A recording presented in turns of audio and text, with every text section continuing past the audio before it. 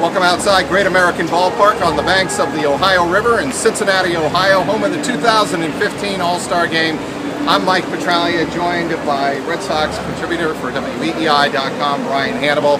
Brian, it's a festive weekend here in Cincinnati. The Reds are not doing very well. As a matter of fact, a couple of their players, Johnny Cueto and Aroldis Chapman, could be headed out the door. We'll see where they wind up as we approach the All-Star break. But this is a time to celebrate, obviously, the Celebrity All-Star Game, the Futures Game, which we'll talk about in a few moments, that took place here at Great American on Sunday. There will be the Home Run Hitting Derby on Monday afternoon. Then, of course, the game featuring just one Red Sox representative, super utility player Brock Holt. But first of all, let's talk about how the Red Sox ended the first half, and that is to say, on a disappointing note.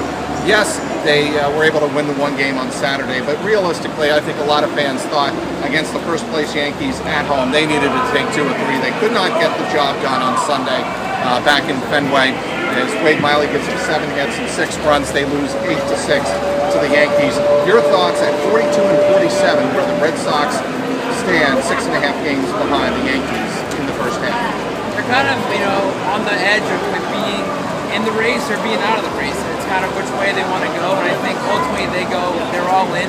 The AL East isn't as good as it's been in years past. It's pretty much open for anyone to take. So why not go for it, especially with the guys that you have, and Hanley Ramirez and Pablo Sandoval. You can't be sellers and trade those. So I think they'll be in the race, but how much they actually do contend is to be seen. I mean, I do think with the roster they have, there'll be some competitive games and games that mean something in August, September. Whether they can ultimately win the division, that remains to be seen. Their starting pitching, I think you would agree, has to be much more competitive.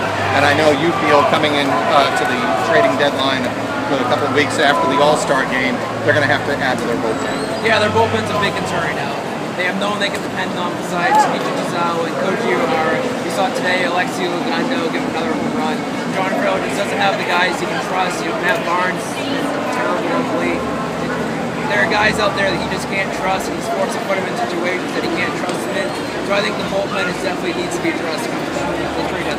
Xander Bogaerts is somebody I think who should be here in Cincinnati. All due respect to Brock Holt. If you're going to have one representative from the 2015 Red Sox for the first half of the season, Xander Bogaerts hitting .305. He's shown great improvement from 2014 to this year in terms of maturity at the plate, off the field. Really, you name it. Bogaerts has really been, I think, the stud for the Red Sox in the first half. Yeah, you talk about change. You look back to last year, he struggled mightily with running and scoring this year, and now he's, I think, tops in the AL, hitting close to 400 actually. So that's just a big step right there. And then, like you mentioned, his maturity on the field. He's taking more charge. He's feeling more confident as a player, and it's really showed up in the numbers. All right, Dustin Pedroia comes back. John Farrell admitted or acknowledged on Sunday back at Fenway Park. Dustin Pedroia will return from his hamstring injury.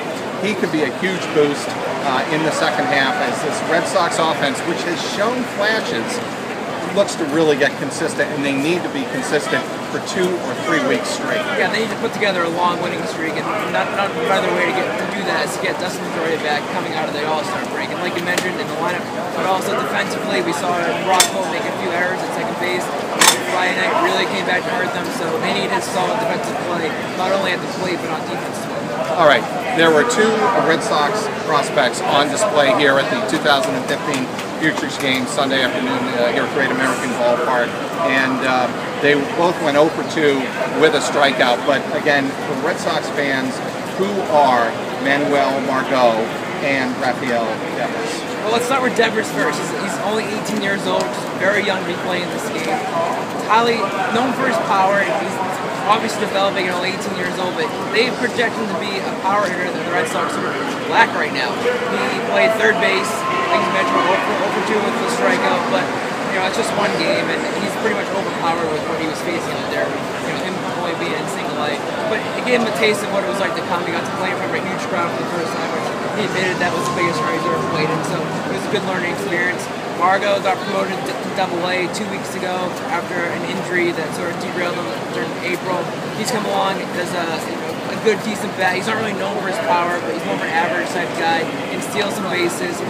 He's a good all-around player. He's rumored in the Hannable steals earlier in the year, so he's a name Red Sox fans are pretty familiar with. But yeah, that's the future out there. You know, it's good to see those guys perform on the national stage. And Margot, if I'm not mistaken, was the one who faced the eventual winning pitcher in the 10-1 Team USA victory here in Cincinnati on Sunday. He struck out swinging. But again, those are two guys that when a lot of Red Sox fans wonder what the future is, that's what they have to look forward to. And I think Ben Cherington is trying to build a lot more speed in terms of the position players that they have in the depth in the organization. Oh, you're right, and that's not only these two guys. You look at Greenville, what they have right now, and other players besides Devers. You know, Michael Chavis comes to mind as a guy, or he's a new bond who's got promoted up to Salem. You know, they have prospects that are coming up. Not only you mentioned speed, but I think power. You mentioned power. Another guy that comes to mind is Sam Travis in Portland. So they have guys that are coming up from the organization that sort of provide the things that they're lacking right now from Major League level. Brian Johnson, he is going to be on the roster, on the Red Sox roster, when the second half begins against the Angels. Your expectations, so much has been written and said about Brian Johnson. The Tucket Red Sox just ended a 12-game losing streak on Saturday night, just as Brian Johnson got recalled.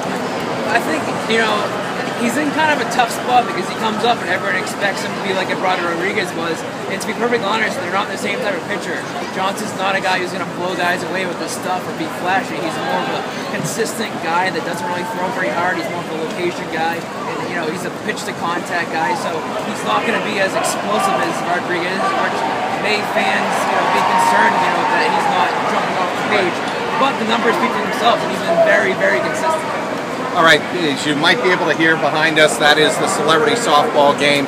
One of the highlights I'll take from it is Andy Dalton, the hometown quarterback for the Cincinnati Bengals. Ryan, can you believe he got booed? He actually got booed in his hometown. This is supposed to be a layup in terms for star athletes, and they're playing in their hometown, and Andy Dalton didn't get any love. I'm going to leave this all to you. This is your hometown and your team. It is. And your team.